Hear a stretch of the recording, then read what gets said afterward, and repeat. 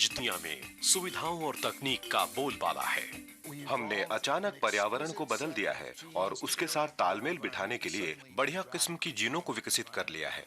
और दांव पर है हमारा स्वास्थ्य। हमने पैदल चलना बंद कर दिया है। अब हम उतने फल और सब्जियां भी नहीं खाते। ये बात तो साफ है कि व्यायाम हमारे स्वास्थ्य के लिए महत्वपूर्ण है। व्यायाम करके हम शरीर को स्वस्थ रख सकते हैं। कहीं कुछ तो कमी है, लेकिन उपाय भी हैं। आजकल वैज्ञानिक भोजन में पाए जाने वाले महत्वपूर्ण पोषक तत्वों पर शोध कर रहे हैं। हम जानेंगे कि क्या खोजा जा चुका है और क्या खोजा जा रहा है। हम एक बच्चे से रक्त की कुछ बूंदें लेंगे और उसके डीएनए का अध्ययन करके हम ये जान पाएंगे कि उसे किस तरह का पौष्टिक भोजन दें जो उसके स्वास्थ्य के लिए सबसे लाभकारी हो। इस विषय के विशेषज्ञों की राय सुनेंगे। चीनी परंपरा करीब 1000 वर्षों से शरीर को जंगल की तरह एक संतुलित प्रणाली मानती है, जिसमें तन, मन और आत्मा का संतुलन है। दुनिया के उन दूर दराज हिस्सों में जाएंगे जहां शायद पोषण संबंधी कुछ रहस्य छिपे हैं और ऑर्गेनिक यानी जैविक खेती के लाभ देखेंगे। शुरू से ही इंसान जैविक खेती के भरोसे रहा है। अतिरिक्त पोषण दिए जाने के फायदों को समझेंगे। हार्वर्ड विश्वविद्यालय के शोधकर्ताओं का मानना है कि मल्टीविटामिन हमारे स्वास्थ्य के लिए अच्छे हैं। अगले 1 घंटे में हम हिपोक्रेटिस जैसे आरंभिक शोधकर्ताओं से लेकर आज के अति आधुनिक मानवीय जीनोम के अध्ययन तक के सफर पर नजर डालेंगे और देखेंगे किस तरह पृथ्वी और इंसान के बीच सहजीवी आदान प्रदान हुआ है हमारे इस कार्यक्रम क्वेस्ट फॉर न्यूट्रिशन में। पृथ्वी एक जीती जागती जैविक रचना, जिसकी उपजाऊ भूमि पर उगते हैं हमारे शरीर को जीवन देने वाले ढेरों पोषक तत्व। पौधों, मनुष्यों और पशुओं में एक अनोखा सामंजस्य है। पौधों में मिट्टी और सूरज की किरणों को लेकर पौष्टिक तत्व पैदा करने की अनोखी क्षमता है। इन तत्वों से पौधे जीवित रहते हैं और मनुष्य और पशु भी जीवन पाते हैं। इन पौधों को खाने पर मनुष्यों और पशुओं को ऐसे पोषक तत्व मिलते हैं जिन्हें वो अपने लिए खुद पैदा नहीं कर सकते। ऑस्ट्रेलिया आउटबैक के आदिवासी पिछले 40,000 सालों से प्राकृतिक धरोहर के भरोसे जीवन निर्वाह कर रहे हैं। गलतियां करके सीखते हुए इन्होंने स्वस्थ जीवन के नुस्खे खोज निकाले हैं। हमारे लिए ये किसी सुपरमार्केट की तरह ही है। हालांकि ये एक साधारण जंगल है, लेकिन हम इसे पोषण के खजाने की तरह देखते हैं। यहाँ पर सभी तरह के प्राकृतिक आवास पाए जाते हैं, जिस वजह से सब तरह के भोजन हमें उपलब्ध होते हैं। हमें मौसम की जानकारी है। साल में 4 मौसम आते हैं। कब क्या खाना है ये हमें मौसम बताते हैं या चलने वाली हवा बताती है। आने वाली पीढ़ी भी बड़ी हो रही है और ऐसा ही कर रही है। बुजुर्ग उन्हें सब सिखा रहे हैं कि किस मौसम में क्या करना है। हमेशा से ही दुनिया के हर हिस्से में मनुष्य उपलब्ध भोजन के भरोसे जीवित रहा है। हालांकि अलग-अलग इलाकों में समय के अनुसार उपलब्ध भोजन में भी काफी भिन्नता रही है। ये यहाँ झाड़ियों पर उगने वाला अंगूर है। आमतौर पर हम इन्हें इसी तरह तोड़कर खाते हैं। इनका ये रंग अच्छा है ना? हमारे आदिवासी भाइयों को पोषण का ज्ञान बहुत कम है, लेकिन इन हजारों वर्षों के दौरान उन्होंने जान लिया है कि उन्हें क्या खाना है, क्या नहीं। और जब इंसान ने एक जगह बसकर भोजन पकाना शुरू किया, तब उसने जड़ों का प्रयोग शुरू किया। लेकिन तब तक इंसान हरी पत्तेदार सब्जियां खाना अच्छी तरह सीख चुका था। इस तरह उसके भोजन में एंटीऑक्सीडेंट, विटामिनों और खनिजों की कोई कमी नहीं थी और मांस मछली से प्रोटीन मिल जाता। दुख की बात यह है कि आधुनिक युग की छाया इन आदिवासी जनसंख्याओं पर पड़ने लगी है। रहन सहन आधुनिक होने के साथ साथ खान पान भी पश्चिमी हो रहा है। आज ऑस्ट्रेलिया में आदिवासी शहरों में रहने लगे हैं और उनके भोजन में भी पोषण की कमी है।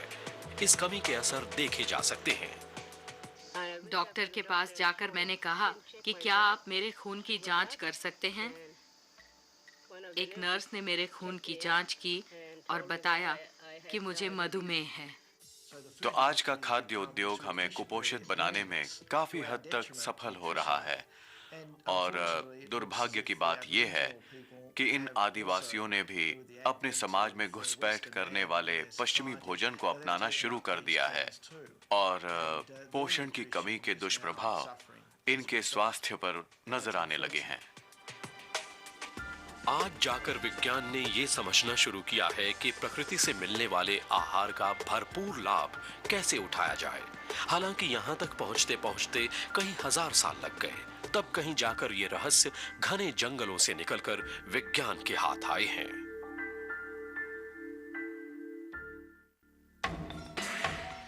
पारंपरिक विज्ञान चाहे चीन का हो या आयुर्वेद, इनका आधार यही है कि स्वस्थ रहना भोजन पर निर्भर करता है। चीनी मान्यता है कि भोजन पर्याप्त मात्रा में करना चाहिए ताकि हमारे शरीर में पोषक तत्वों का संतुलन बना रहे। अगर आप सही मात्रा में और सही प्रकार का भोजन करें तो आपको पूरा पोषण मिलता है। मैं 2500 साल पहले के उस काल के बारे में सोच रहा हूँ जब यूनानी सभ्यता का उदय हो रहा था। इंसान के हाथों विज्ञान नामक हथियार आया और पहली बार धरती और मनुष्य के पारस्परिक आदान प्रदान पर चिंतन शुरू हुआ। भोजन इसका अहम हिस्सा था। हिपोक्रेटिस, जिन्हें हम आधुनिक चिकित्सा का पितामह कहते हैं, उन शुरुआती वैज्ञानिकों में से थे जिन्होंने पोषण को स्वास्थ्य से जोड़ा। 4वीं शताब्दी ईसा पूर्व हिपोक्रेटिस बीमारी को किसी दैविक शक्ति का श्राप मानने वाली पारंपरिक धारणा के खिलाफ गए। उन्होंने इस तथ्य को समझा कि हमारे खान-पान से हमारे स्वास्थ्य पर अच्छा या बुरा असर पड़ता है। जब स्वास्थ्य बिगड़ने लगे, तब भोजन पर सबसे पहले ध्यान देना चाहिए। हिपोक्रेटिस, जो कि एक महान चिकित्सक थे, अपने छात्रों से हमेशा कहते, ये सोचो कि अपने मरीज का इलाज दवा से पहले भोजन द्वारा कैसे कर सकते हो। धरती की प्राकृतिक उपज ही शुरुआती चिकित्सा की धुरी थी।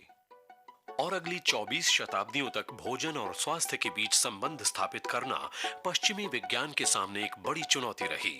18वीं शताब्दी के मध्य में जब पश्चिमी यूरोप के देशों से जहाज दुनिया भर की सैर किसी तलाश में करते थे, तब एक ऐतिहासिक खोज हुई जिसने पोषण से संबंधित धारणाओं को बदल दिया, जिससे पता चला कि महत्वपूर्ण सिर्फ ये नहीं है कि शरीर में क्या गया, बल्कि ये भी कि क्या नहीं गया। मनुष्य के भोजन का अध्ययन करने वाली प्रयोगशालाएं वो जहाज हुआ करते थे जो अंग्रेज नौसेना या पुर्तगाली नौसेना का प्रतिनिधित्व करते हुए सालों बाहर रहते थे। इन जहाजों पर मौजूद नाविकों को ठीक से भोजन नहीं मिल पाता था। महीनों तक बाहर रहने वाले नाविकों के साथ रखी सब्जियां और फल जल्दी ही खत्म हो जाते थे। इन नाविकों को लगभग रोज वही चीजें खानी पड़ती थीं। वे आमतौर पर मैदे का बना एक तरह का बिस्किट खाते थे और पूरक के रूप में वो कच्चा आहार भी खा लिया करते थे। लेकिन कुछ महीनों के सफर में ये सब खत्म हो जाता। इसका नतीजा होता महामारी। उस समय सबसे आम बीमारी थी स्कर्वी। इस दर्दनाक रक्त रोग ने उस काल में हजारों जानें ली थीं। स्कर्वी रक्त रिसाव वाला रोग है। इसके कारण दांत गिरते हैं और रोगी के मसूड़ों और ऊतकों से खून रिसता है। जहाज पर और जहां ये जहाज पहुंचते, उन बंदरगाहों पर मौजूद चिकित्सक इन मरीजों का इलाज करते। स्कॉटलैंड के चिकित्सक डॉक्टर जेम्स लिंड भी इन्हीं में से एक थे। उन्हें लगा कि स्कर्वी और ताजे भोजन की कमी के बीच कोई संबंध है। उन्होंने नाविकों से कुछ फल खाने को कहा। जिन मरीजों ने रोज 2 संतरे और 1 नींबू का सेवन किया, उनका रक्त रिसाव और बालों का गिरना बंद हो गया। आज हम इस बीमारी को स्कर्वी कहते हैं। इसके सभी लक्षण उन फलों के सेवन से गायब हो गए थे और आज 200 साल बाद हम समझ पाए हैं कि ये विटामिन सी की कमी का नतीजा था। स्कर्वी के इलाज में नींबू प्रयोग में लाए गए और डॉक्टर लिंड की इस खोज के बाद ब्रिटेन की संसद ने सभी नाविकों को रोज नींबू पानी पीने का आदेश दिया और तब से अंग्रेज नाविक लाइमीज कहलाते हैं। और जल्द ही शोधकर्ताओं ने भोजन के दूसरे घटकों की तरफ ध्यान दिया। सन 1840 में जर्मन वैज्ञानिक डॉक्टर जस्टिस लीबिग ने बताया कि पौधे मिट्टी और हवा से पोषण लेते हैं। डॉक्टर जस्टिस लीबिग शायद पहले चिकित्सक थे जिन्होंने इस बात को समझा कि मिट्टी में ऐसे घटक मौजूद हैं जिन्हें हम देख नहीं सकते और जिन्हें हम समझ नहीं पाए हैं, और पौधे उनका उपभोग कर रहे हैं, जानवर उन्हें खा रहे हैं और इंसानों तक भी ये चीजें भोजन में शामिल सब्जियों या गोश्त के जरिए पहुंच रही हैं। नीदरलैंड के नोबेल पुरस्कार विजेता वैज्ञानिक क्रिस्टिन आइकमैन ने इन शुरुआती खोजों को अगले आयाम तक पहुंचाया। सन 1893 में जावा द्वीप में काम करते हुए आइकमैन ने बेरी नामक नसों को प्रभावित करने वाली बीमारी पर शोध किया। आइकमैन ने द्वीपवासियों के भोजन पर नजर डाली तो पाया कि वो मुख्यतः बिना पॉलिश किया हुआ चावल खाते थे। लेकिन जब इन्होंने पॉलिश किया हुआ चावल खाना शुरू किया तो वे बीमार पड़ने लगे। लोगों ने खाद्य पदार्थों को विशेष प्रक्रियाओं से तैयार करना सीख लिया। वे चावल की ऊपरी परत को हटा देते थे और ये सफेद चावल लोकप्रिय भी होने लगे। बाद में समझ आया कि इस ऊपरी परत के हटने से उसमें पाए जाने वाले विटामिन बी भी हट गए। आइकमैन का मानना था कि सफेद चावल में नुकसानदायक पदार्थ हैं और ऊपरी परत में उसका इलाज। पिछले कई पोषण संबंधी सवालों की तरह आइकमैन को ये जवाब भी अनजाने में ही मिल गया था। और आइकमैन ने ये सुझाया कि अगर जावा वासियों के भोजन में बिना पॉलिश वाला चावल शामिल किया जाए तो बीमारी दूर हो जाएगी। ये किसी घटक की कमी से होने वाली बीमारी थी और ऐसे चावल से इस कमी को पूरा किया जा सकता था। अन्य सफल चिकित्सकों की तरह आइकमैन ने साबित किया कि भोजन में किए गए जरा से फेरबदल से एक गंभीर बीमारी को रोका जा सकता है। लेकिन दूसरे शोधकर्ता आज भी अंधेरे में तीर मार रहे थे। वो नहीं जानते थे कि भोजन में भला ऐसा क्या है जो हमारे स्वास्थ्य पर असर डाल सकता है। ये स्थिति सन 1911 तक रही, जब पोलैंड के वैज्ञानिक कैज़िमिर फंक ने उस घटक का नामकरण किया। वो घटक था विटामिन, लेकिन सन 1912 तक विटामिन नाम का अस्तित्व ही नहीं था। हालांकि इन पोषक तत्वों के प्रभावों की जानकारी लोगों को हजारों वर्षों से थी। आज हम जिसे बायोकेमिस्ट्री यानी जीव रसायन विज्ञान कहते हैं, ये वो विषय क्षेत्र है जिसकी कमी महसूस होती रही। इसके द्वारा हम ये जानने की कोशिश करने लगे कि विटामिन की कमी से होने वाली बीमारी का आणविक स्वरूप क्या है। 20वीं सदी तक भोजन और स्वास्थ्य के पारस्परिक संबंध को माना जाने लगा और जल्द ही आहार की अहमियत और कुछ बीमारियों से लड़ने की उसकी क्षमता को पहचाना गया। पोषण विज्ञान में यह धारणा एक नए युग की सूचक थी। 20वीं सदी की शुरुआत से मध्य तक मानव शरीर की जरूरतों को लेकर विज्ञान अपनी एक पुख्ता राय बना चुका था। इसमें मूल पोषक तत्व जैसे कार्बोहाइड्रेट, प्रोटीन, वसा और पानी को मैक्रोन्यूट्रिएंट और विटामिनों तथा खनिजों को माइक्रोन्यूट्रिएंट कहा गया। लेकिन जल्द ही भोजन के नए घटकों की खोज होने वाली थी। सन 1910 से 1947 के बीच विटामिनों पर काफी खोज हुई। हालांकि इसमें से ज्यादातर खोज 20 और 30 के दशक में हुई, जब वैज्ञानिकों के हाथ नई तकनीकें लगी जिनसे भोजन के महत्वपूर्ण घटक पहचाने गए। विस्कॉन्सिन विश्वविद्यालय में एल्मोर वर्नन मैककलन और उनके साथ ही दूध देने वाले पशुओं के लिए उपयुक्त भोजन पर शोध कर रहे थे। इस प्रयोग में गायों को दूध पिलाया गया। इस प्रयोग के दौरान मैककलन और उनके दल ने एक महत्वपूर्ण घटक खोज निकाला और उसे नाम दिया विटामिन ए। उन्होंने इसे विटामिन ए नाम दिया क्योंकि इसकी खोज सबसे पहले हुई थी। अपनी इस खोज के सिलसिले को आगे बढ़ाते हुए उन्होंने जानवरों के साथ काम करना जारी रखा। विटामिन खोज की अब बाढ़ आने वाली थी। उन्होंने पाया कि दूध के पानी वाले हिस्से में कुछ और महत्वपूर्ण घटक हैं। विटामिन ए वसा के साथ घुल जाता है, जिसे हम मलाई के साथ अलग कर देते हैं। लेकिन अन्य महत्वपूर्ण घटक जो पानी के साथ घुल जाते हैं, उन्हें विटामिन बी नाम दिया गया।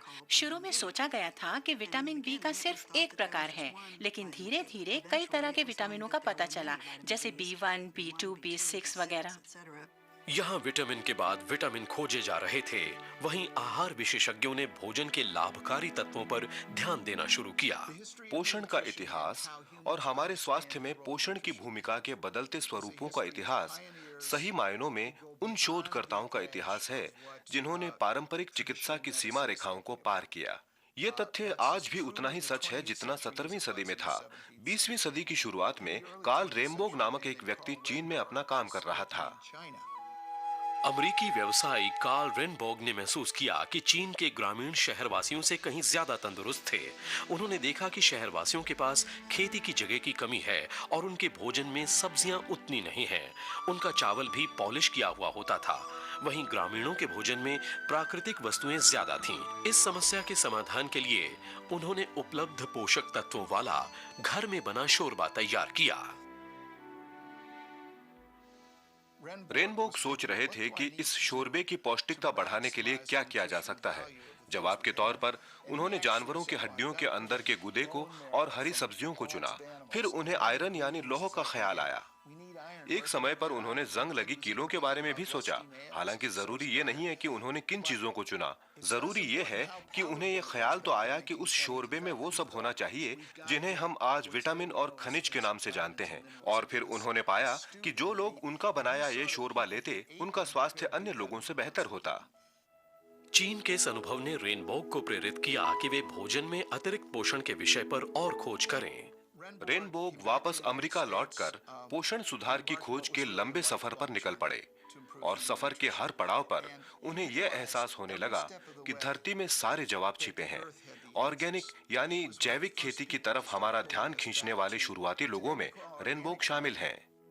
सभ्यताएं हमेशा से धरती के साथ एक सामंजस्य में रही हैं। बाहर जाते समय मैं सयाम फल तोड़ लेती हूँ और उसी वक्त उसका एक हिस्सा वापस जमीन में गाड़ देती हूँ। हम कभी भी पूरी जड़ नहीं तोड़ते, एक हिस्सा तोड़कर बाकी का हिस्सा वापस गाड़ देते हैं। आप शायद ही कभी किसी आदिवासी को जमीन से कुछ निकालकर गड्ढा खुला छोड़ता देखेंगे। ये इसलिए जरूरी है ताकि दूसरी चीजों की बढ़त पर फर्क ना पड़े। प्रकृति में तालमेल बनाकर रखने की अनोखी क्षमता है। वो हर बार अपने आप को संतुलित कर लेती है। हर प्राकृतिक प्रणाली पौधों को उपभोग के बाद धरती पर ही छोड़ देती है ताकि उसके पोषक तत्वों का पुनः इस्तेमाल हो सके। मिट्टी में मौजूद सूक्ष्म जीव लगातार पोषक तत्व छोड़ते रहते हैं। वो इन पोषक तत्वों का विघटन करके उन्हें पौधों तक पहुंचा देते हैं। कार्ल रेनबॉग जानते थे कि पौधे मिट्टी की अच्छाइयां और बुराइयां दोनों ग्रहण करते हैं। इसलिए कीटाणुओं से रक्षा के लिए उन्होंने कीटनाशक नहीं बल्कि अन्य प्राकृतिक उपाय किए। जैविक खेती में कीट की समस्या से छुटकारा पाने के लिए हम लाभदायक कीटों की मदद ले सकते हैं। जैसे ये लेडीबग नामक कीट, ये खेत में जाकर अपना भोजन तलाशेंगे। इन्हें एफिड बहुत पसंद है, जबकि एफिड हमें नुकसान पहुंचाते हैं। तो जब हम इन्हें खेत में छोड़ेंगे, ये पूरे खेत में फैलकर वहां अपना घर बसाएंगे और प्रजनन द्वारा उनकी संख्या बढ़ती चली जाएगी और वो उन कीटों को खाते रहेंगे जो पौधों को नुकसान पहुंचाते हैं। ये कीट ही उनका भोजन है। रेनबॉग और अन्य वैज्ञानिक जैविक खेती द्वारा उगाए गए पौधों पर प्रयोग करने लगे। उन्होंने अपना ज्यादातर ध्यान अल्फाल्फा पर केंद्रित किया। कटाई के बाद रेनबॉग ने पौधों को सुखाया और उनके पोषक संघटकों का अध्ययन शुरू किया और इस अध्ययन में बिल्कुल नए कंपाउंड यानी यौगिक सामने आए। रेनबॉग ने इन्हें सहयोगी आहार घटक नाम दिया। मेरे पिताजी ने चिकित्सा क्षेत्र के शोधकर्ताओं को पौधों के इन सहयोगी घटकों के बारे में बताया। उनकी बात पर हंसते हुए शोधकर्ताओं ने कहा कि इन घटकों की पोषण की नजर से कोई अहमियत नहीं है। पौधों के लिए ये महत्वपूर्ण हो सकते हैं, लेकिन इंसानों के लिए तो कतई नहीं। रेनबॉग ने एक सिरे को दूसरे सिरे से जोड़ने का काम किया। एक सिरे पर थी कमियों से होने वाली बीमारियों की जानकारी और दूसरे सिरे पर थी खेती की जानकारी। उन्होंने इन सिरों को जोड़कर आधुनिक स्वस्थ पोषण ज्ञान की संरचना की। अगले 20 सालों तक रेनबॉग के प्रयोग चलते रहे। वो विभिन्न पौधों से पानी और रेशे हटाकर उन्हें सुखाते और उनकी टैबलेट बना लेते। रेनबॉग ने विटामिन और मिनरल के साथ साथ उत्तरी अमेरिका के पहले पौधों से उत्पन्न मल्टीविटामिन और मल्टी मिनरल आहार पूरक विकसित किए। उनकी कोशिश थी कि इन सबको एक उत्पाद में शामिल किया जाए। ये कोई जादुई पोषक तत्व या खनिज नहीं था, बल्कि सभी तत्वों को एक खास अनुपात में मिलाकर तैयार किया गया आहार था। रेनबॉग के अलावा डॉक्टर रॉजर विलियम्स भी मनुष्यों के आहार का अध्ययन कर रहे थे।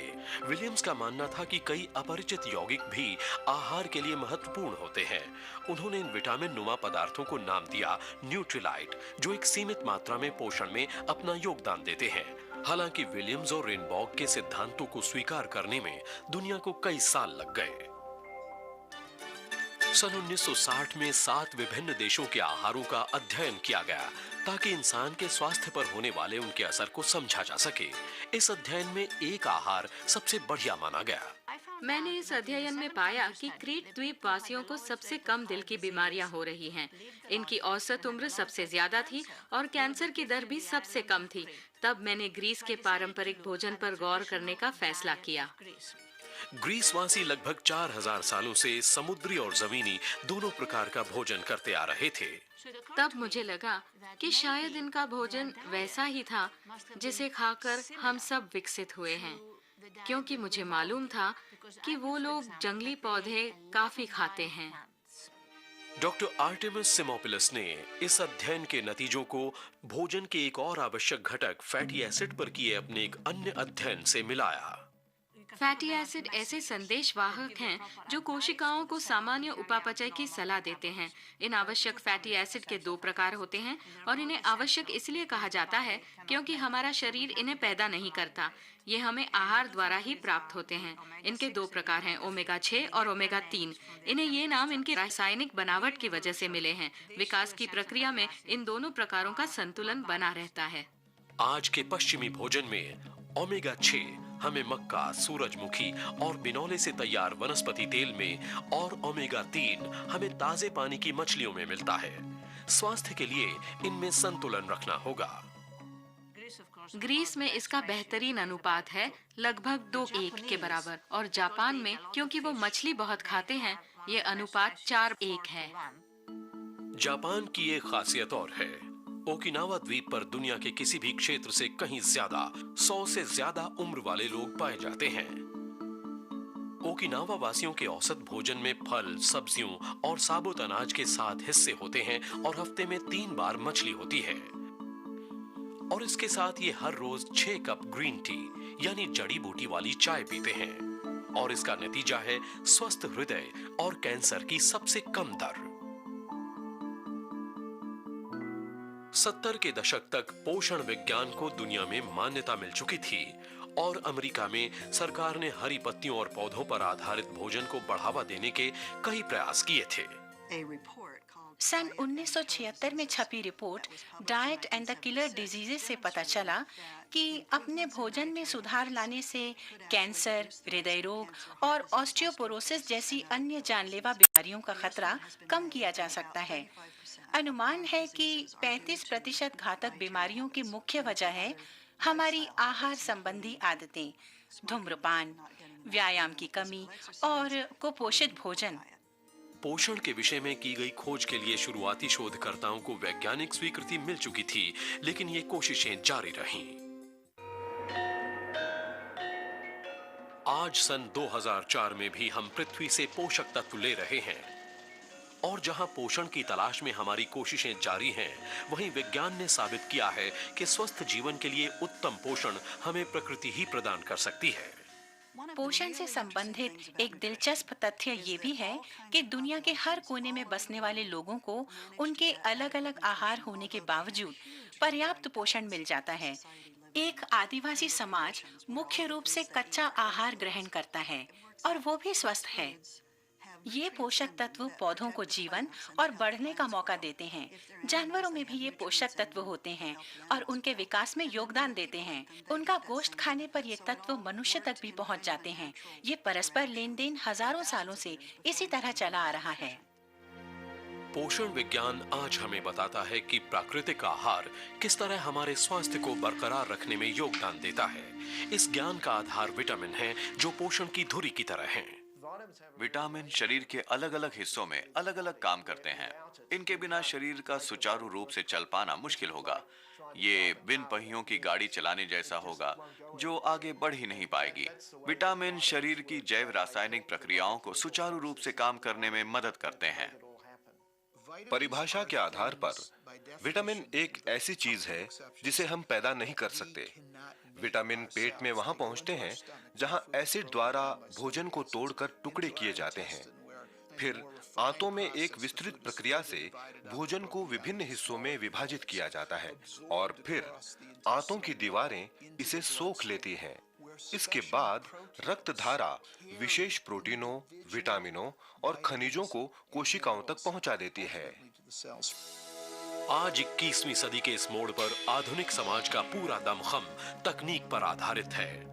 हमारी अर्थव्यवस्था मशीनों पर टिकी है। कंप्यूटर संपर्क का साधन है और मोटर गाड़ियां हमें एक स्थान से दूसरे स्थान तक पहुंचाती हैं। लेकिन ये प्रगति हमारे स्वास्थ्य पर बुरा असर भी डाल रही है। आज हमारा हिलना डुलना बंद हो चुका है। हम उतना पैदल नहीं चलते। हमने शरीर की हलचल कम कर दी है और अब हम मशीनी उपकरणों और मोटर गाड़ियों के हवाले हो चुके हैं। विकसित होने की इस लगातार चलती प्रक्रिया में मनुष्य प्रदूषण का सामना पहली बार कर रहा है। प्रदूषण का ये खतरा अभी कुछ 100 साल पुराना ही है, फिर भी उसकी ये चुनौती बढ़ती ही जाने वाली है। प्रदूषण, कीटनाशक और मानसिक दबाव जैसी आधुनिक पर्यावरण संबंधी चुनौतियां हमारे शरीर के हर ऊतक पर हमला करती हैं और साथ ही हमारे शरीर को फ्री रेडिकल कहलाने वाले नए दुश्मनों का भी सामना करना पड़ता है। हम ऐसे पर्यावरण में रहते हैं जिसका एक घटक है ऑक्सीजन। ऑक्सीजन हमारे जिंदा रहने के लिए बहुत जरूरी है, लेकिन रासायनिक आधार पर ऑक्सीजन हमारी कोशिकाओं, यहाँ तक कि डीएनए को भी नुकसान पहुँचा सकती है। इसके विघटन से शरीर में फ्री रेडिकल बनते हैं जो शरीर को नुकसान पहुँचाते हैं। ये रेडिकल शरीर के दूसरे अणुओं पर हमला करते हैं, जिससे उनकी क्रियाएं प्रभावित हो जाती हैं। अगर आप बच्चों के एक समूह को ध्यान से देखें तो पाएंगे कि कुछ बच्चे खेल रहे हैं, कुछ शांत बैठे हैं और वहीं कुछ बच्चे इतने चपल और चंचल हैं कि माता पिता के काबू में भी नहीं आते। ये सब फ्री रेडिकल के कारण होता है। फ्री रेडिकल से निपटने के लिए वैज्ञानिक पुनः पौधों का सहारा ले रहे हैं। उन्होंने कई यौगिक खोज डाले हैं जो मददगार साबित हो सकते हैं। इन्हें एंटीऑक्सीडेंट कहते हैं, जो फ्री रेडिकल का सामना कोशिकाओं के स्तर पर करते हैं। हमें फ्री रेडिकल को शांत करके काबू में करने की जरूरत है और एंटीऑक्सीडेंट यही करते हैं। वो फ्री रेडिकल को इतना शांत कर देते हैं कि उनकी नुकसान करने की क्षमता खत्म हो जाती है। एंटीऑक्सीडेंट जो विटामिन सी और विटामिन ई में पाए जाते हैं, इनका निर्माण हमारे शरीर में नहीं हो सकता। ये हमें कुछ विशेष पौधों में मिल सकते हैं। नींबू वंश के फल, लाल मिर्च और ब्रोकली एंटीऑक्सीडेंट से भरे हैं। एसरोला चेरी और कैकाडू प्लम, इनमें विटामिन सी की मात्रा सबसे अधिक है और विटामिन ई से भरे आहार जैसे मूंगफली, बादाम और बीज फ्री रेडिकल के खिलाफ लड़ने में मदद करते हैं। ऐसे ही और भी ढेर सारे पौधे हैं जो आधुनिक जीवन के साथ उत्पन्न होने वाले नए खतरों से लड़ने में मदद कर रहे हैं। तो हमें क्या करना होगा? केवल इतना ध्यान देना होगा कि हमारे आहार में पर्याप्त एंटीऑक्सीडेंट हो जो प्रदूषण और ऑक्सीजन रेडिकल के प्रकोप से हमारी रक्षा कर सकें। ऑक्सीजन रेडिकल से बुढ़ापा जल्दी आता है और ये शरीर में कई जगह सूजन पैदा करते हैं, जिसकी वजह से हमें और एंटीऑक्सीडेंट की जरूरत पड़ती है। जबकि एंटीऑक्सीडेंट शरीर के फ्री रेडिकल का मुकाबला कर रहे हैं, वहीं सहयोगी आहार घटक के एक अन्य समूह की पौष्टिक संभावनाओं का अध्ययन किया जा रहा है। पिछले 10 या कुछ अधिक वर्षों से भोजन के अन्य घटकों पर भी ध्यान दिया जा रहा है। फाइटोकेमिकल्स या फाइटोन्यूट्रिएंट्स के नाम से जाने जा रहे ये यौगिक पौधों को स्वस्थ रखते हैं। इनसे उम्मीद है कि ये हम इंसानों को भी स्वस्थ रखेंगे। ये फाइटोन्यूट्रिएंट हमारे शरीर को एंटीऑक्सीडेंट के रूप में सुरक्षा भी प्रदान करते हैं, खासकर शरीर के उन हिस्सों को जिन पर ऑक्सीडेटिंग एजेंटों का हमला हो सकता है। इन हिस्सों को सुरक्षा की सख्त जरूरत होती है। शुरुआती प्रयोग उत्साहजनक रहे हैं। उदाहरण के तौर पर पालक में मौजूद ल्यूटीन और टमाटर में मौजूद लाइकोपीन कुछ खास प्रकार के कैंसर से बचाव कर सकते हैं और हरी चाय में मौजूद कैटेचिन हृदय स्वस्थ रखता है। हालांकि शोध अभी शुरुआती दौर पर है, लेकिन वैज्ञानिकों ने पौधों में पाए जाने वाले हजारों फाइटोकेमिकल की पहचान कर ली है। फाइटोकेमिकल का भविष्य ही हमारे आहार का भविष्य है, क्योंकि अब हमें काफी हद तक ये मालूम है कि मैक्रोन्यूट्रिएंट और विटामिन क्या करते हैं। हालांकि अभी हमें फाइटोकेमिकल के अन्य प्रभावों की जानकारी नहीं है, लेकिन हम इतना कह सकते हैं कि कई बीमारियों की रोकथाम में इनकी अहम भूमिका होती है। आज विश्व की अग्रणी स्वास्थ्य संस्थाएं दिन में 5 बार फल और सब्जियां खाने की सलाह देती हैं। और American institute on cancer research का कहना है कि आहार में फल और सब्जियों का होना कई प्रकार के कैंसर की संभावनाओं को कम करता है। आज फास्ट फूड के युग में आवश्यक पोषक तत्वों का भोजन में शामिल होना एक बड़ी चुनौती है। बाजार में मिलने वाला पका पकाया भोजन और पोषक तत्वों की कमी वाली मिट्टी में उगाए सब्जियां और फल। आप स्वास्थ्य के प्रति कितने भी सजग हों, लेकिन चुनाव तो इन्हीं में से करना है। रोज आने वाली नई नई चीजों का असर हमारे बच्चों पर देखा जा सकता है। हम नौजवानों में भी टाइप 2 मधुमेह देख रहे हैं और इसमें पोषण की कमी एक बड़ा कारण है। लेकिन जैसे जैसे लोग अपने भोजन और व्यायाम की जरूरत के प्रति सजग हो रहे हैं, पोषण विशेषज्ञ नए नए आहारों की इस भूख को पूरा करने में लगे हैं और इसी का नतीजा है कि अब एक पूरा उद्योग ही जरूरी पोषक तत्वों की आपूर्ति में लग गया है।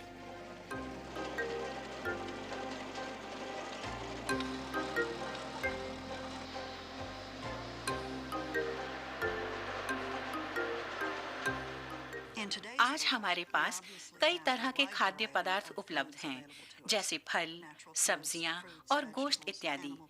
इन्हें मिला जुलाकर ऐसा पौष्टिक भोजन तैयार किया जा सकता है जिससे हमारा स्वास्थ्य ठीक रहे। लेकिन इसके अलावा अब हमारे पास और भी जानकारी है।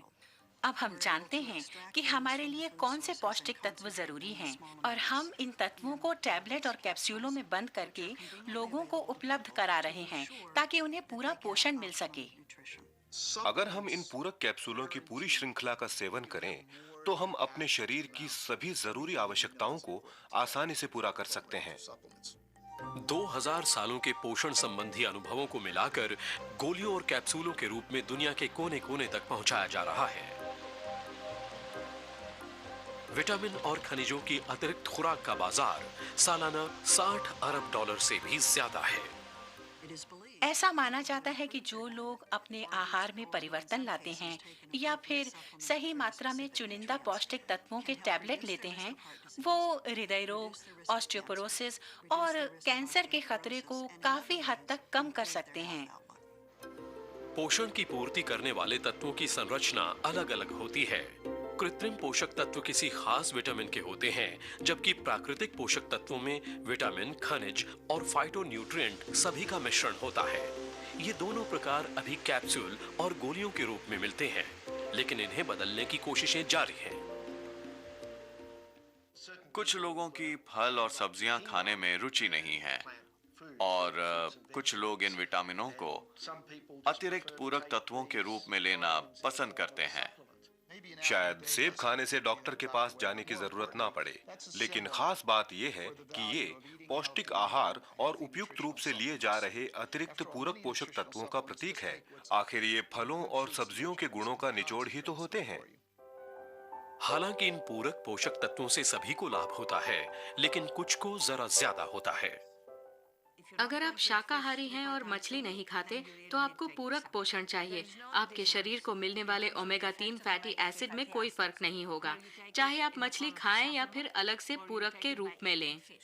जो अपना वजन कम करना चाहते हैं, उनके लिए यही तरीका बेहतर है। अगर आपकी नजर कैलोरी पर है, तो पोषक तत्वों में कमी होगी। पूरक पोषक तत्व लेकर डाइटिंग करते हुए भी विटामिन और खनिज का स्तर बरकरार रखा जा सकता है। अगर आप ज्यादा खाएंगे तो शरीर में कैलोरी की मात्रा भी बढ़ेगी और वजन भी बढ़ेगा। ऐसे में अतिरिक्त पूरक तत्व लिए जा सकते हैं जिनमें भोजन के लाभदायक गुण भरे होते हैं। इससे भोजन से मिलने वाली अतिरिक्त कैलोरी और उससे होने वाले मोटापे से बचा जा सकता है। इस सुविधा का लाभ बूढ़े लोग भी ले सकते हैं। बुढ़ापे में पोषक तत्वों की कमी अक्सर होती है, लेकिन इन्हें खाकर ये कमी पूरी की जा सकती है।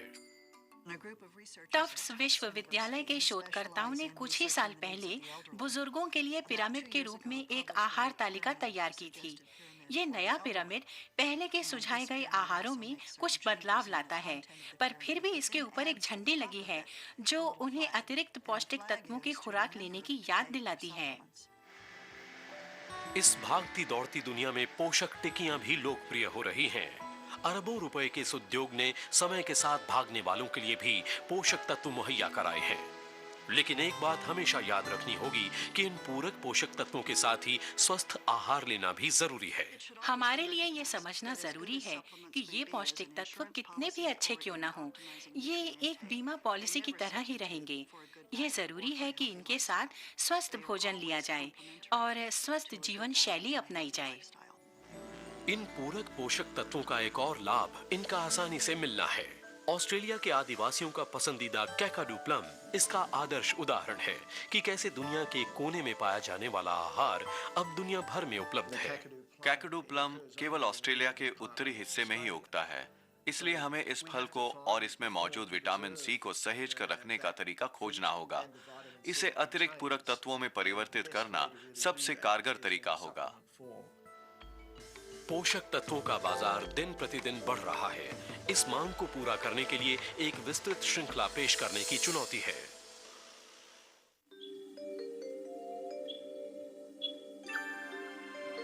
पोषण की तलाश में तकनीक मददगार भी रही है और रुकावट भी बनी है। एक तरफ तो उसने भोजन के विभिन्न घटक और शरीर पर उनके असर को समझने में मदद की, तो दूसरी तरफ स्वस्थ जीवन से दूर ले जाने में भी तकनीक का ही हाथ रहा है। आज वैज्ञानिक अत्याधुनिक तकनीक की मदद से हमें प्रकृति के नजदीक लाने की कोशिश कर रहे हैं। वैज्ञानिक डेविड ब्रोमे और डॉन पुसेटेरी ऑस्ट्रेलिया में कैकाडू प्लम परीक्षण स्थल की ओर जा रहे हैं।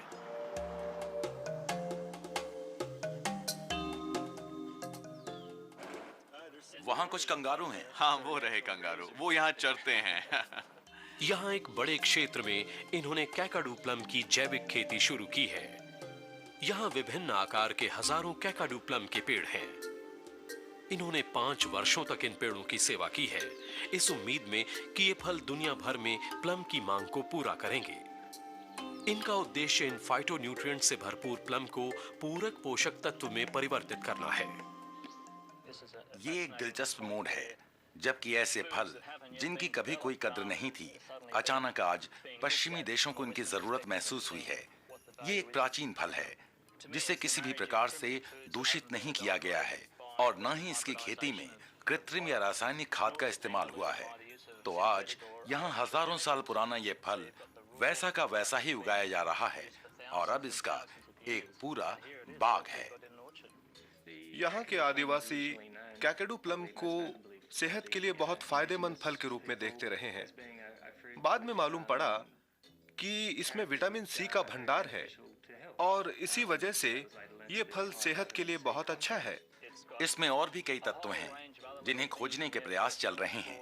वे जानना चाहते हैं कि यहाँ के आदिवासी जब भी अस्पताल किसी मरीज के पास जाते हैं तो इसे क्यों लेकर जाते हैं। इसमें कुछ तो जरूर है। इसे आमतौर पर बिलीगोट प्लम कहा जाता है, लेकिन आजकल इसे कैकाडू प्लम कहने लगे हैं। गर्मियों में या तो ये हमें नीचे गिरे हुए मिल जाते हैं या फिर हम इन्हें पेड़ से तोड़ लेते हैं। वैज्ञानिक यहाँ के आदिवासियों के साथ मिलकर स्वस्थ पेड़ चुन रहे हैं, जिन्हें जंगल से बाग में लाया जा सके और वहाँ का संतुलन भी ना बिगड़े। हम इस पेड़ की खेती करने की कोशिश कर रहे हैं। ऐसा पहले कभी हुआ नहीं है। अभी हम इनकी सर्वश्रेष्ठ किस्मों को चुन रहे हैं, उगाने के तरीके सीख रहे हैं। हम ऐसे पेड़ चुन रहे हैं जिन्हें अच्छी तरह उगाया जा सके और उनमें फल निकलें। इन फलों को कोल्ड स्टोरेज में रखा जाता है। बाद में इन फलों को फैक्ट्रियों में भेज देते हैं, जहां इनका सत्व निकाला जाता है। बाजार की मांग पूरी करने के लिए लाखों प्लम पैदा करने होंगे। हालांकि प्रकृति और पारंपरिक खेती के तरीके इतनी आपूर्ति नहीं होने देंगे, लेकिन सिडनी की प्रयोगशालाओं में वैज्ञानिकों ने इस पौधे का क्लोन तैयार करने का तरीका ढूंढ लिया है। क्लोन करने के पीछे सिर्फ एक वजह है, वो ये कि जंगल से चुने उसी उम्दा किस्म के पौधे को उगाया जा सके।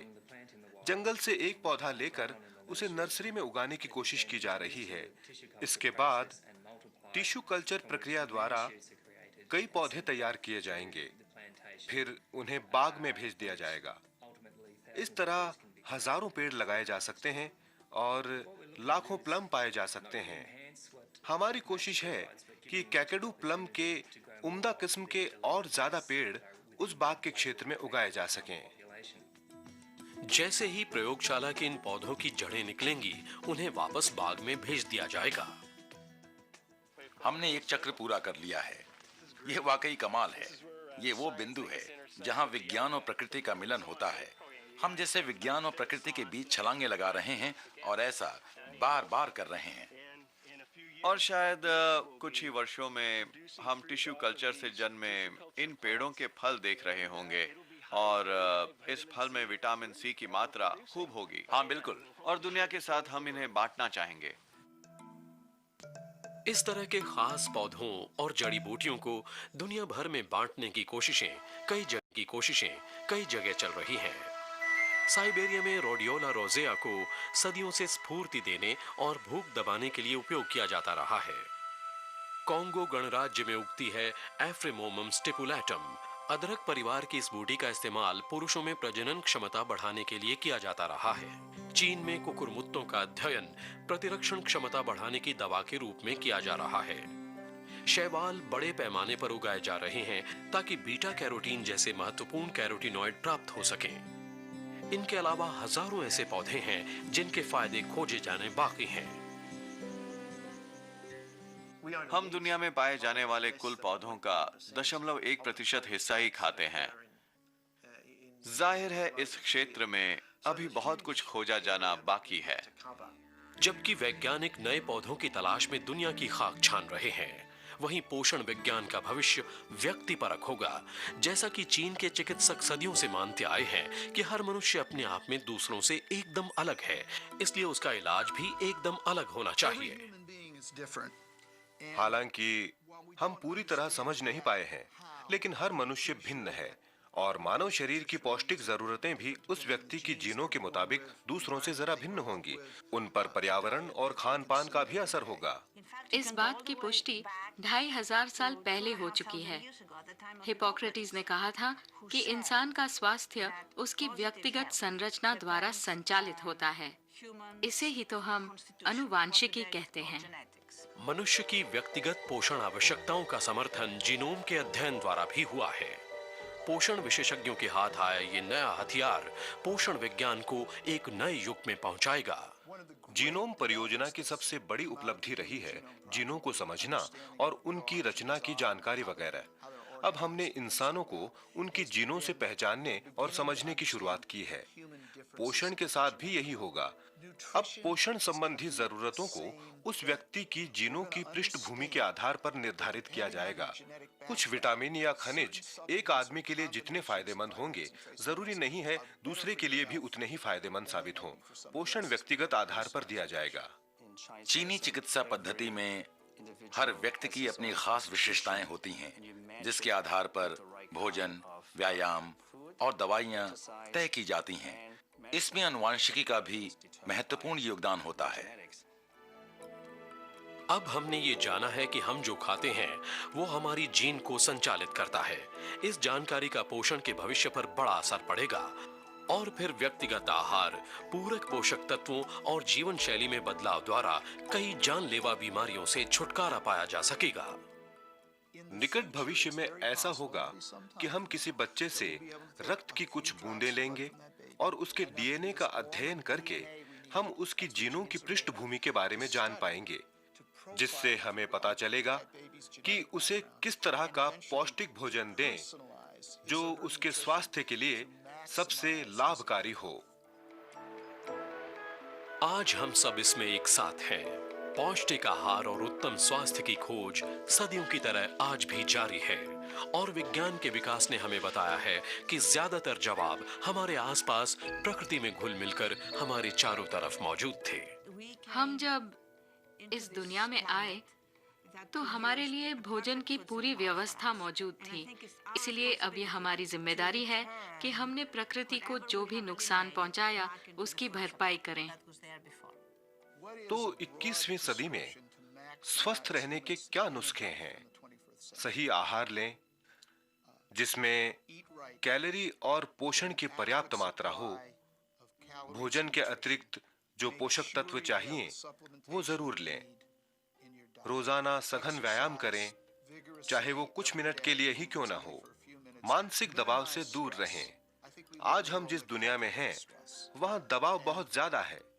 इस दबाव को कम करने के लिए पूर्वी और पश्चिमी सभ्यता से सबक लें कि किस तरह परिवार का हिस्सा बनकर आप मानसिक दबाव से दूर रह सकते हैं। सबसे अच्छा यह है कि अपने बगीचे में ताजे फल सब्जियां उगाई जाएं, चाहे वो टमाटर हों या फलियां हों, क्योंकि वो पौष्टिक रूप से बेहतर भी होंगी और ताजी भी। हमें ये आदिकाल के मानव की उस प्रवृत्ति की ओर ले जाएगा जो उसे अपना भोजन ढूंढने में प्रेरित करती थी।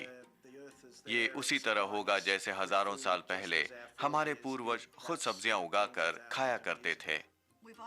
हिप्पोक्रेटिस के बाद हमने एक लंबा सफर तय किया है। आज हम ये जानते हैं कि स्वस्थ रहने के लिए किन पोषक तत्वों की आवश्यकता होती है और इन्हें किस तरह प्राप्त किया जा सकता है।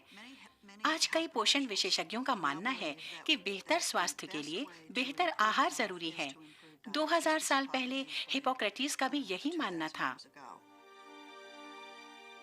जीनोम जैसी जानकारी के साथ हम प्रकृति को और बेहतर जान सकते हैं, उसी शस्य श्यामला धरती की ओर लौटते हुए जिसने अनादिकाल से हमारा पोषण किया है।